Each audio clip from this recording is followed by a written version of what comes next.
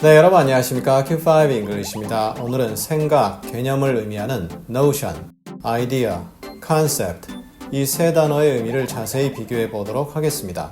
그간 영어적으로 많은 생각을 가지고 공부하셨지만 효과가 없으신가요? Q5 English에서 그 생각을 정리해 드립니다.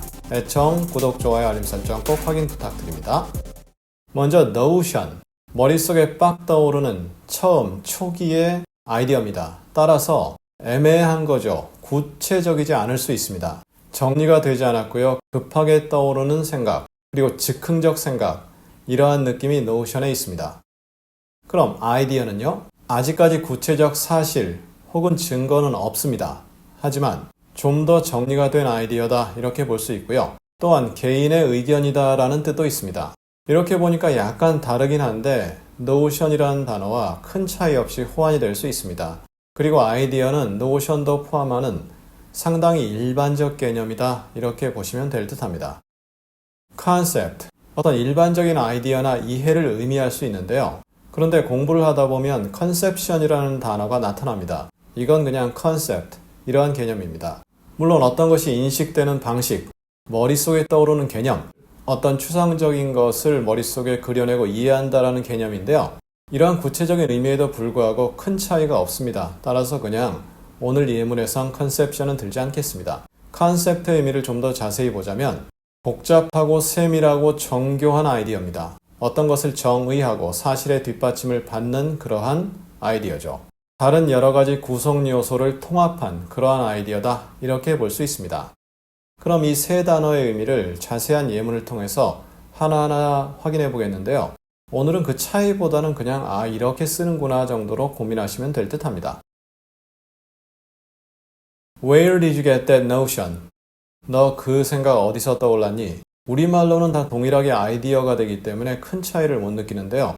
정리되지 않은 거죠. 그냥 머릿속에 팍 떠오르는데 그거 어디서 그 생각이 떠올랐니? 그렇게 의미가 전달될 수 있죠.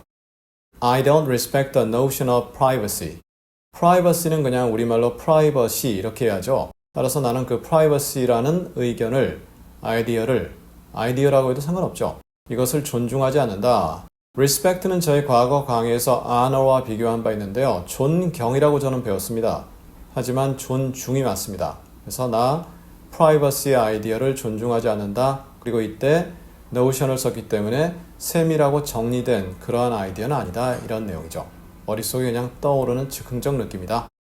We gather together to talk about this idea.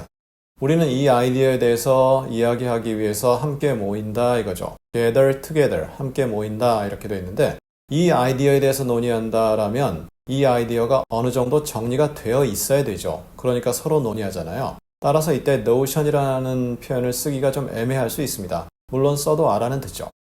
I have an idea that people love my idea.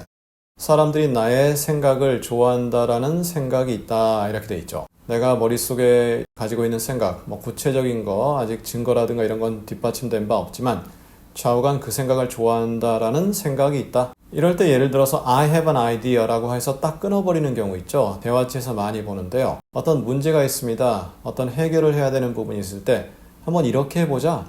나 지금 떠오르는 생각이 있어. 이렇게 얘기할 때 I have an idea. 이렇게 표현할 수 있죠. I'm not familiar with the concept. 나는 그 개념, 그냥 생각이라고 해도 되고요. 그 개념에 익숙하지 않아. 저희 과거 강의에서 be familiar with, 뭐에 익숙하다, be used to, 그 다음에 명사, 뭐에 익숙하다 이렇게 된 표현을 다룬 바 있는데요. 두 표현의 차이를 통해서 be familiar, 이 의미를 좀 더 자세히 확인해 보시면 어떨까 생각합니다. 익숙하다, 친숙하다, 국어로는 그렇게 번역되거든요. 그래서 나는 이 아이디어, 이 컨셉에 익숙하지 않다.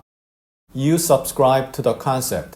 너는 이 개념을 구독했다. 설마 구독이란 말이 맞습니까? 물론 일반적으로 채널 같은 데선 구독하다가 맞지만 어떤 아이디어라든가 이런 걸 얘기할 땐 그 아이디어를 받아들인다라는 내용입니다. 어떤 사람이 공산주의를 신봉하게 됐다. 민주주의 사회에서 자라났지만 공산주의라는 그 개념을 읽고서 그 아이디어를 받아들였다. 이럴 때 subscribe to communism 이렇게 할 수 있거든요. 따라서 어떤 아이디어 같은 걸 받아들인다 이렇게 의미를 전달할 수 있습니다. I don't understand the main concepts of Confucianism.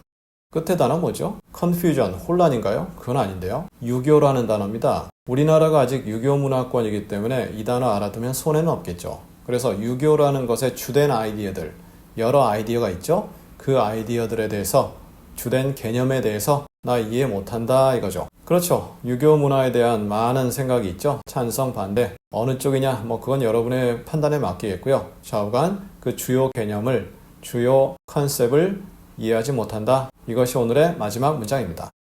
자, 이렇게 해서 오늘 notion, idea, concept, 생각, 개념 이렇게 번역되는 단어 3가지 자세히 나누어 보았습니다. 크게 어렵진 않지만 반복을 통해서 꼭 여러분의 것으로 확실히 다져주시고요. 우리 다음 시간에는 무엇을 망치다라는 표현이 영어에 여러 가지가 있습니다.